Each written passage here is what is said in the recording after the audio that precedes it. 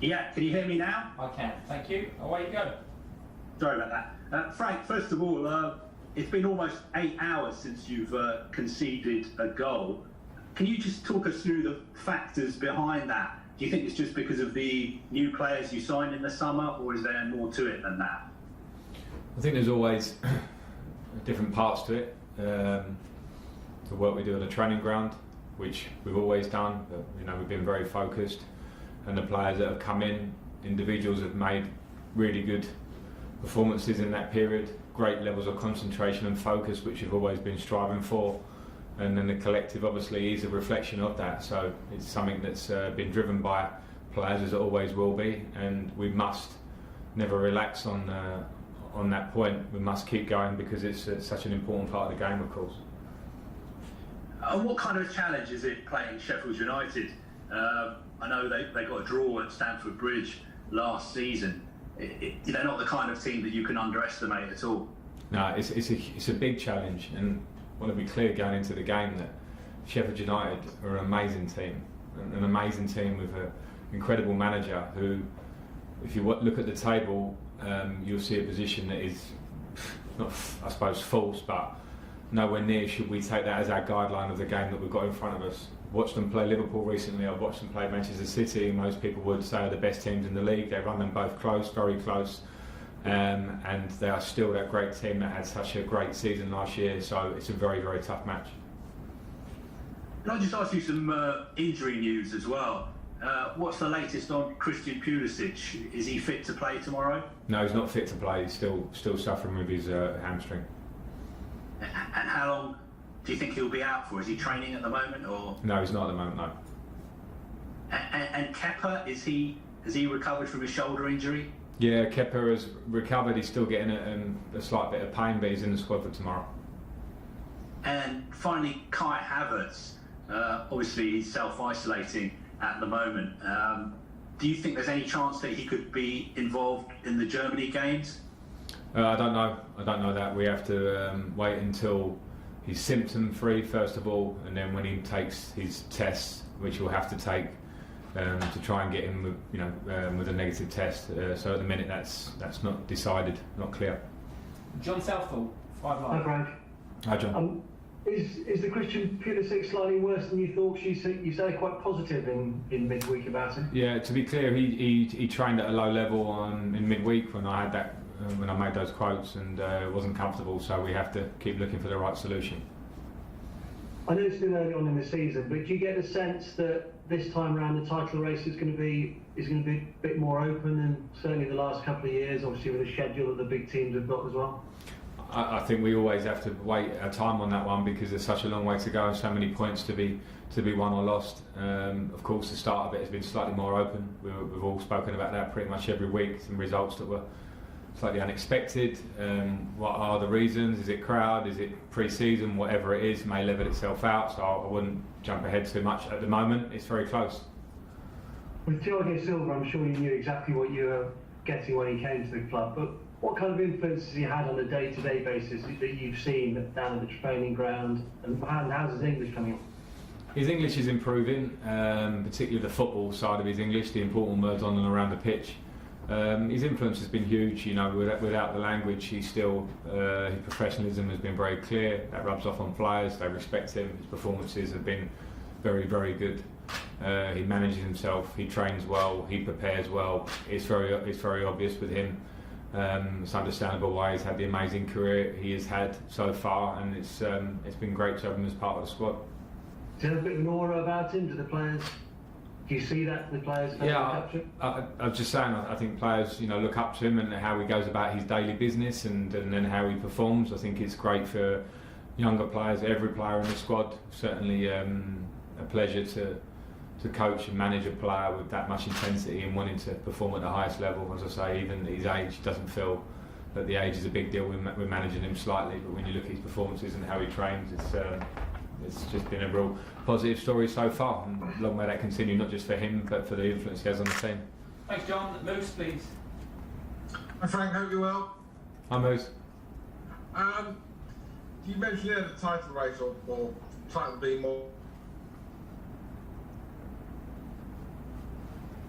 frozen on me there. in Moose. that title race. Sorry, Moose, can you start again? You've only lost one game so far this season, that's Liverpool. Sorry, Moose, you froze on me halfway through that. Could you go again, please? Yeah. Sorry. The title race, you said the title race this year will be more open. Chelsea very much part of that equation because you've only lost one game so far this year. Does that add to the pressure going to games against teams towards the bottom? I'm not sure I said that. The question was whether the title race is more open. I didn't quite answer that well. I think at the moment it's very close. It all remains to be seen. It's all will be on what is ahead of us all as teams, and I suppose at that point you only focus on yourselves. I'm pleased that we are one game unbeaten.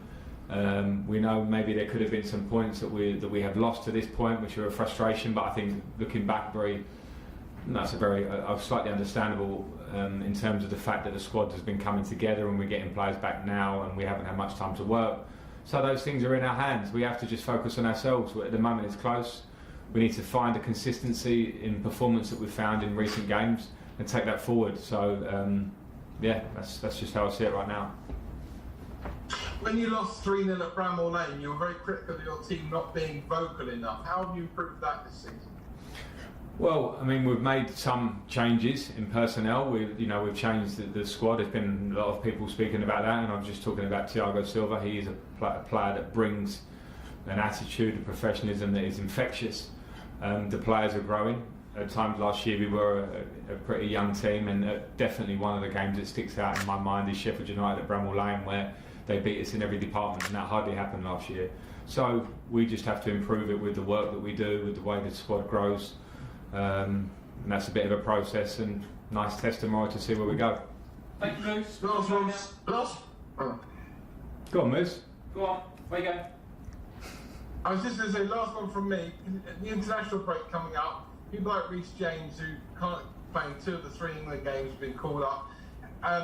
It's difficult for you to talk too much about internationals going away, but how infuriating is it having this international period now whereby players who are tired of playing so many games twice a week are going to be playing maybe up to 3 internationals in some cases? Yeah, I don't find it infuriating. I mean, I'm proud that players get called up for their countries, and Reece James is a great example. Of just getting in there. I would never want to take that opportunity away from them. I think it's part of being a top player. With Reece, it's going to look after himself because he'll be involved in the first one and come back to us. And players are in need of probably a bit of rest when you think there are 3 games for some of them. And on that one, I just try and have an open conversation, relationship with the managers of the team, speak with the players as they go, and try and manage it as well as we can. Thank you, Olivia. Hi, Frank. Hi. Timo Werner's played a lot of football recently. He was on the bench against Burnley, had to play 90 minutes, and then played 90 minutes in the Champions League as well. Do you plan on giving him a rest against Sheffield United? I'm not going to give the team away, but I think it was clear that with the Burnley game I was planning on giving him a rest, and it was more because I had options and because of the journey to Russia and back, and Timo's played a lot of games, as you said. But at the minute there's always a balance in my job of players that are playing well and enjoying it and finding their way in the team and making relationships and feeling the league if they're new to the league. I think that's been a big deal for Timo as well, so I've been happy with that point. Of course, as we look forward, not talking about tomorrow necessarily, but as we look forward I will try to manage those minutes to keep him as fresh as I can, but at the minute he's going well, so we'll see. You played 4-3-3 recently and got quite a lot of success. Do you feel like you finally found a formation, perhaps a formation that suits maybe your best 11, and you found a nice balance in your team now? Well, in the last few games, yes. We played it a lot last year, but when we had the change of personnel in the summer and some of the players that came in, there was a versatility in the way they played. So I suppose things that we would normally work out in pre-season, we had to work out in real time. So we had a slight change in formation earlier with the 4-3-3 as well recently. I think it does give a good balance to our team. So there's a balance with the system always where you want to pick the right one, and then the players sometimes have to adjust for that as well. So you need intelligent players that want to take that information on board. We have that, so we just need to keep working on it and also be ready to be flexible if needs be at times. Last one, please, Olivia. Yeah, that's fine. And just finally, Olivier Giroud hasn't featured much this season. He comes across as the ultimate professional. What has his response been to that, considering how much of a run and a good run he had, especially last season, clinching sort of your top 4 spot?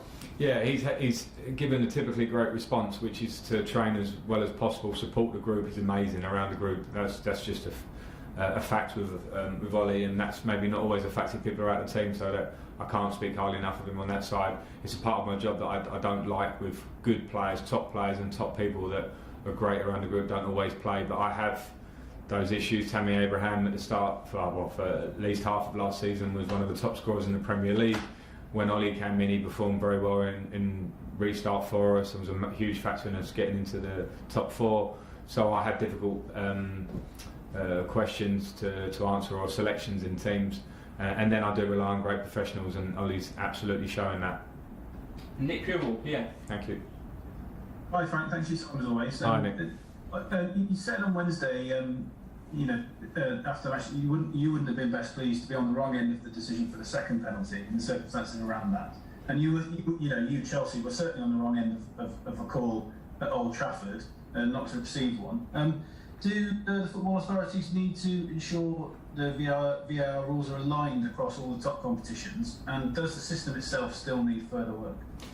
I think that the handball rule, which we adjusted in the Premier League, has not been adjusted on the Champions League, and from FIFA, it seems, this directive comes. It's a rule that I think universally is disliked by anybody who plays or watches or supports football. I can't back it at in midweek when it gives us a penalty and a red card, because it doesn't feel right.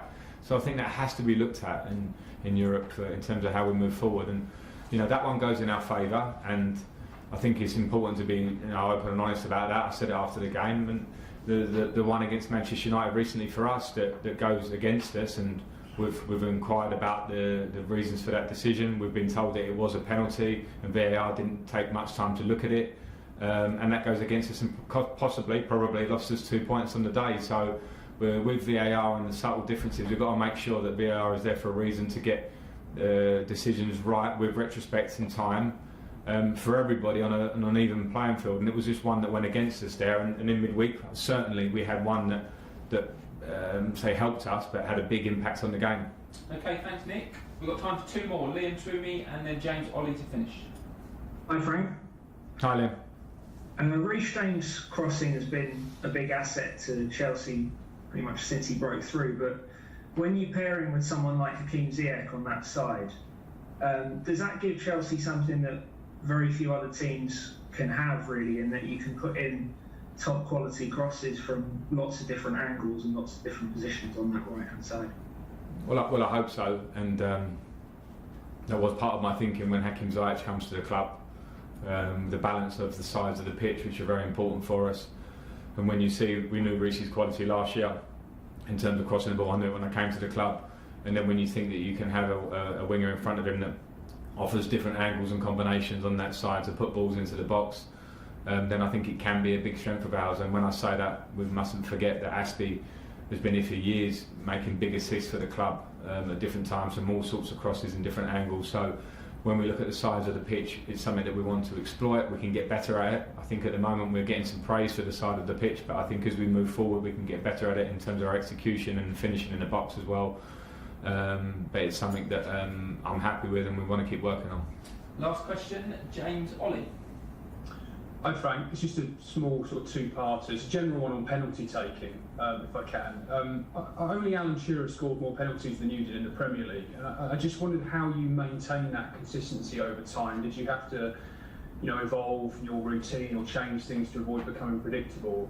And secondly, as a coach, how much of that is sort of informed what you do now with the takers, or do you kind of largely leave them to develop their own methodology? Yeah, you're actually not going to get the best answer from me, because I'm quite superstitious about penalties. I was as a taker, maybe that was part of my process of taking them, and I probably did adapt my style over the course of my career, depending on form, if I'd missed any opposition, which at times I focused on a lot, and then I came away from that. So because I was like that as a player, I tend not to go too much into the head of the penalty takers in our team. I trust them for the style and the way they take them. That's why they're in those positions, and I let them get on with it. I won't sort of discuss anything more in terms of going forward. Okay, that's the broadcast selection.